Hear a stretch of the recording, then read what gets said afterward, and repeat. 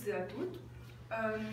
Aujourd'hui, dans le cadre du projet d'ASSUIL PMF 2017 CMCA Primed de Marseille, prix Averroès Junior, nous allons débattre, nous, seconde 8, élèves de seconde 8, sur le documentaire que nous avons visionné tous ensemble, Ben Benvenuti. Nous avons là deux groupes, des personnes qui sont contre et des personnes qui sont pour le film. Nous avons, la grande majorité de la classe n'a pas voté pour le film, il y a eu d'ailleurs que 2 votes. Nous allons aujourd'hui comprendre pourquoi et argumenter sur celui-ci. Alors bonjour à toutes et à tous, je suis ici aujourd'hui pour vous expliquer pourquoi c'est ce documentaire parmi les 3 que nous avons regardé qui m'a le moins plu. Du fait que le sujet principal sont les migrants, or on ne retrouve aucune intervention des migrants, on ne les voit qu'en arrière-plan. Je suis pas trop d'accord avec ce que tu as dit parce que c'est vrai qu'on ne voit pas beaucoup les migrants. On les voit des fois derrière des grillages en arrière-plan ou même à travers des chaussures ou des habits. Mais je pense que c'est plus pour prendre de la distance et c'est plus un choix des réalisatrices. Et parce qu'on parle très souvent des migrants quand on parle de cette île, mais on n'entend pas les habitants. Donc c'est un choix.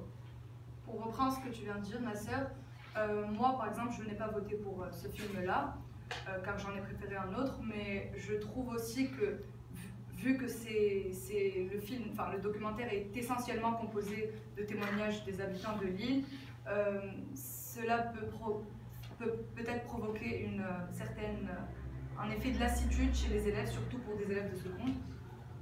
Je ne suis pas vraiment d'accord avec toi, Sarah.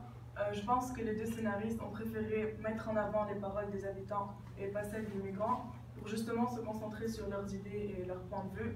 De plus, on peut voir que les paroles ont été collectées, donc les points de vue sont plus variés. C'est pas seulement juste le point de vue d'une seule personne.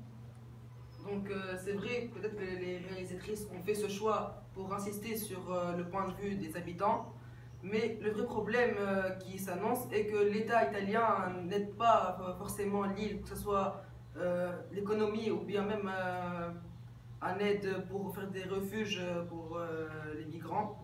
Donc c'est vraiment un gros problème qui se pose ici. Oui, on voit vraiment que tous les habitants ont le même avis, c'est donc un problème général et tous les habitants sont touchés sur cette île. Et on peut aussi s'apercevoir qu'ils ont envie d'aider, les personnes en détresse, mais qu'ils n'ont pas forcément les moyens. Du coup, ils se retrouvent un peu dans une sorte d'impasse et l'État ne leur apporte aucune aide. Étant donné de l'unique témoignage des habitants du village, on peut aussi se poser des questions sur l'objectivité des réalisatrices justement sur le documentaire. Celles-ci, on a l'impression que celles-ci sont en accord avec les habitants de l'île justement. Oui, et surtout il ne faut pas oublier aussi que l'île italienne, Lampedusa, son économie repose essentiellement sur le tourisme. Et un fait comme celui-là peut freiner le tourisme. Par exemple, si c'était sur l'île tunisienne, Djerba, que ce problème se serait passé, peut-être que nous, Tunisiens, nous n'aurons pas accepté. En fait, je pense pas que ça ait réellement modifié le tourisme parce qu'en 2013, après les catastrophes, il y a eu une plage là-bas qui a été nommée la plus belle plage du monde par les internautes. Donc c'est les personnes qui sont allées là-bas qui ont voté pour cette plage. Donc ça touche pas réellement le tourisme. C'est en fait les personnes habituées ne sont pas touchées par ce phénomène. C'est juste les médias qui accentuent ça. Et justement, ce documentaire, il est un peu ici pour briser le silence